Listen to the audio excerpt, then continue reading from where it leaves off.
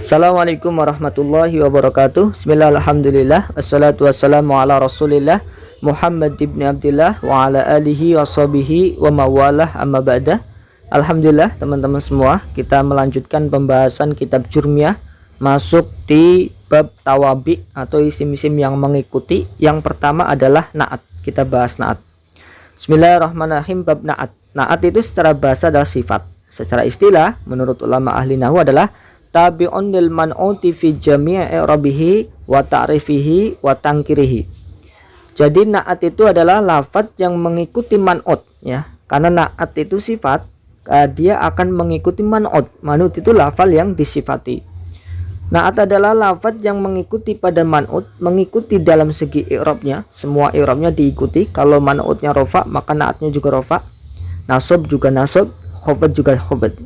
Dan juga mengikuti dalam segi makrifat atau nakirohnya. Ketika man'utnya makrifat, maka na'atnya harus makrifat. Man'utnya nakiroh, maka na'atnya harus nakiroh. Contoh, ja'a zaidun al-alimu, ra'aitu zaidan al-alima, marartu bi zaidin al-alimi. Lafal al-alimu, al-alima, al-alimi di sini adalah menjadi sifat atau na'at. Sifat dari lafal zaidun, berarti zaidun man'utnya, ya. Maka al-alimu dibaca rofa karena zaidun, al-alima dibaca nasab karena zaidan dibaca nasab, al-alimi dibaca khofat karena zaidin dibaca jer atau dibaca khofat, ya. Jadi harus selalu mengikuti pada man'utnya. Lalu al-alimi, al-alima, al-alimu ini adalah isim makrifat, ada alif lamnya. Kenapa dia dibentuk sebagai isim makrifat? Karena man'utnya isim makrifat juga, yaitu lafal zaid, yaitu berupa isim alam. Isim alam adalah termasuk isim ma'rifat. Nanti kita bahas isim ma'rifat di bawah. Lalu selanjutnya apa sih faidah na'at? Faidah na'at ini ada dua, ada faidah tashis, ada faidah taudih. Faidah tashis itu adalah faidah yang menentukan. Ini jika mensifati isim nakiroh. Misalkan contoh, ja'a rojulun alimun, ja'a datang siapa rojulun laki-laki. Sifatnya rojul alimun yang ngalim. Jadi alimun adalah sifat dari na'at rojulun. Ini mensifati isim nakiroh. Maka ini faedahnya adalah menentukan. Telah datang laki-laki yang alim, menentukan bahwa yang datang adalah laki-laki yang alim. Yang tidak alim tidak datang. Ini ketika mensifati isim nakiroh, maka faedahnya adalah tashis atau menentukan. Lalu faedah yang kedua adalah taudih atau menjelaskan, lebih jelas lagi. Ini ketika mensifati lafadz yang makrifat atau mensifati isim makrifat. Contohnya ja'a zaidun al-alimu. Ja'a datang siapa zaidun zaid, sifatnya zaid, al-alimu yang alim siapa zaid.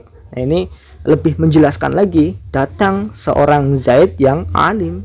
Mungkin ada zaid yang tidak alim, tidak datang. Nah, itu menentukan yang datang hanya zaid yang alim saja nih. Nah, itu namanya faidah menjelaskan ini pada ketika na'at itu mensifati isim yang makrifat. Itu faidahnya, ya. Lalu macam-macam na'at. Na'at ini ada dua macam, ada dua jenis cara mensifati. Jadi orang Arab ketika mensifati ada dua cara. Tapi yang sering adalah hakiki, ya. Yang sababi ini lumayan jarang. Yang sering terlihat itu adalah na'at hakiki. Na'at ada dua macam, yaitu na'at hakiki dan na'at sababi. Apa itu na'at hakiki? Na'at yang mensifati man'utnya dan merofakan isim domir mustatir, isim domir yang tersimpan, yang kembali pada man'utnya. Misalkan contoh, ya, ja'a zaidun al-alimu. Ja'a datang siapa zaidun zaid, sifatnya zaid, al-alimu yang alim siapa huwa zaid. Nah, artinya di lafal di sifatnya alimu ini dia menyimpan isim domir yang tersimpan, isim domir mustatir namanya, ya. Yang makanya di sini dikatakan yang mensifati man'ut dan merofakan isim domir, artinya dia punya fa'il yang berupa isim domir tersimpan, ai huwa, begitu. Al-alimu yang alim siapa huwa zaid. Nah, huwa ini kembali kepada man'ut, mustatir yang kembali pada man'ut, ya.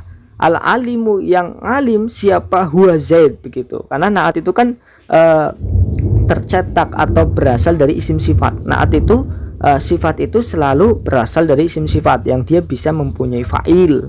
Nah, di sini fa'ilnya dia mustatir, domir mustatir kembali kepada man'ut Zaidun. Ja'a datang siapa Zaidun Zaid, sifatnya Zaid, al-alimu yang alim siapa dia Zaid. Nah, itu namanya naat hakiki. Ini yang sering muncul ya, sering muncul naat hakiki.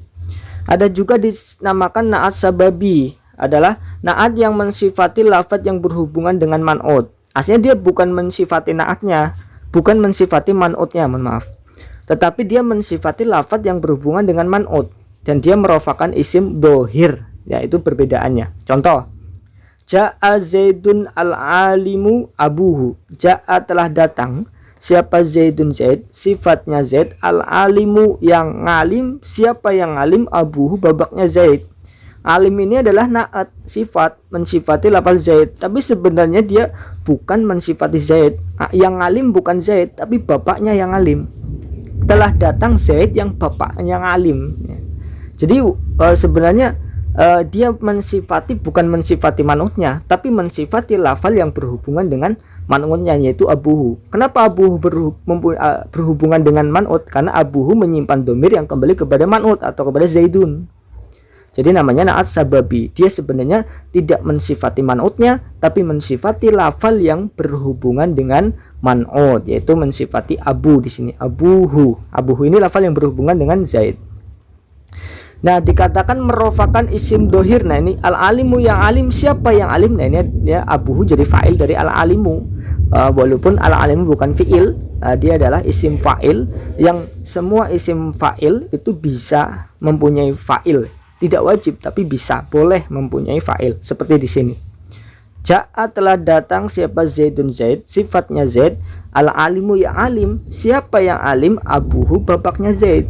Telah datang Zaid yang ayahnya alim. Yang alim ayahnya bukan Zaid. Ini namanya naat sababi. Jadi ada dikatakan naat hakiki dan ada naat sababi, atau mungkin ada yang membahasakan naat mufrad dan naat jumlah, karena ini naatnya berupa susunan begitu ya. Ini bukan susunan.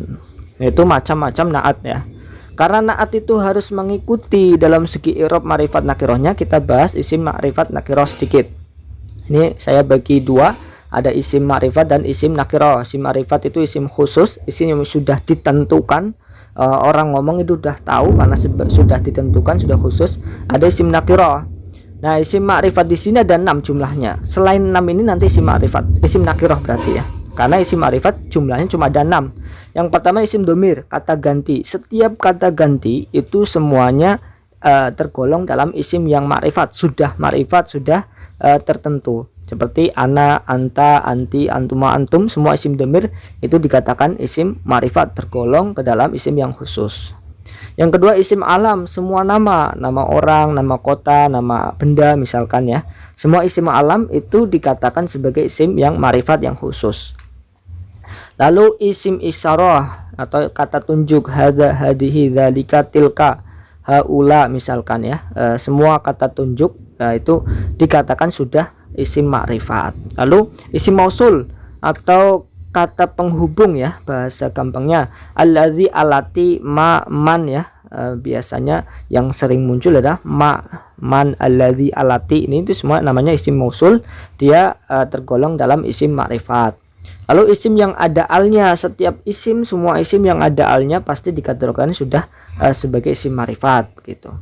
Lalu yang terakhir adalah isim yang dimudhofkan kepada salah satu dari isim ma'rifat yang 5 di atas. Kalau ada lafal dimudhafkan kepada isim domir, atau dimudhafkan kepada isim alam, atau dimudhafkan kepada isim isyarah, dimudhafkan kepada isim mausul, dimudhafkan kepada isim yang ada alnya, maka nanti otomatis menjadi isim ma'rifat walaupun tadinya nakiro. Misalkan contoh ghulam, ghulamun itu nakiro, tapi kalau diganding dengan isim domir, ghulami, ini isim domirnya ya mutakalim ya, ghulami pembantuku. Ini menjadi ma'rifat karena dimudhofkan. Ghulam ini nakiro, tapi karena dimudhofkan kepada isim domir maka menjadi ma'rifat.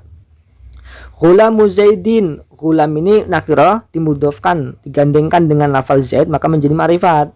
Ghulamu hadza, ghulamul ladzi qoma abuhu, ghulamur rajuli. Nah, ini contoh yang dimudhafkan kepada salah satu dari isim ma'rifat yang 5 di atas. Jadi totalnya sebenarnya ada 6 ya. Ada 6 isim domir, isim alam, isim isyarah, isim mausul, isim yang ada alif lamnya, isim yang mudhof pada salah satu isim ma'rifat yang 5. Lalu sekarang kebalikannya isim ma'rifat adalah isim nakirah yang masih umum, belum tertentu pada sesuatu. Definisinya adalah kullu ismin sa'i'in fi jinsihi la yakhtassu wahidun duna akhar. Setiap isim yang masih umum, yang tidak tertentu pada sesuatu, ya. Ciri-cirinya kalimah isim yang nakiro itu bisa dimasuki al. Misalkan rojulun gulamun. Rojulun ini bisa dimasuki al, ar-rojulu. Tapi ketika sudah ada alnya nanti menjadi makrifat, menjadi tergolong isim makrifat. Tapi ketika tidak ada alnya, ini isim nakiro, ya. Jadi dia masih umum, ciri-cirinya bisa dimasuki al, ya, bisa ya. Kalau sudah kemasuki al menjadi isim makrifat. Nah itu perbedaan antara isim nakiro dan isim makrifat, karena itu akan menentukan pada man'utnya, pada naatnya. Ketika man'utnya nakiro, maka naatnya harus nakiro. Ketika man'utnya makrifat, maka naatnya harus makrifat. Sekarang kita hafalkan dengan tanya jawab. Definisi naat wa huwa tabi'un lil man'uti fi jami'i i'rabihi wa tarfihi wa tangkirihi. Artinya lafaz yang mengikuti man'ut dalam semua i'rabnya, makrifat dan nakirohnya, dan mensifati dari man'ut. Contohnya ja'a zaidun alimu, ja'a ra'aitu zaidan al-alima, ini harusnya marartu bi zaidin al-alimi. Mana naatnya? Al-alimu, al-alima, al-alimi. Mana man'utnya? Zaidun, zaidan, zaidin. Ada berapa faedah naat? Ada 2. Faedah menentukan terhadap isim nakirah dan menjelaskan terhadap isim ma'rifat. Contoh yang faedah menentukan, ja'a rojulun alimun. Nah, contoh yang faedah menjelaskan, ja'a zaidun al-alimu. Berapa macam naat? Ada 2, naat hakiki dan naat sababi. Naat hakiki apa? Naat yang mensifati man'ut dan merofakan isim domir yang tersimpan, ya. Ya, domir itu kembali kepada man'utnya. Contoh ja'a zaidun al-alimu. Apa yang dimaksud dengan naat sababi? Naat yang mensifati lafaz yang berhubungan dengan man'ut dan merofakan isim dohir yang mengandung domir kembali kepada man'utnya. Contohnya ja'a zaidun al-alimu abuhu.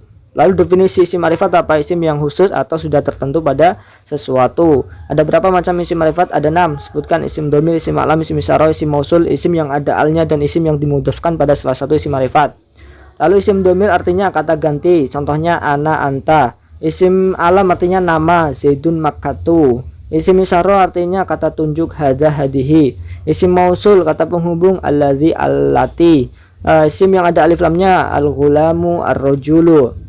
Isim yang dimudhafkan pada salah satu isim ma'rifat, contohnya ghulami, ghulamu zaidin, ghulamu hadza, ghulamu qama, ghulamul ladzi qama abuhu, ghulamur rajuli.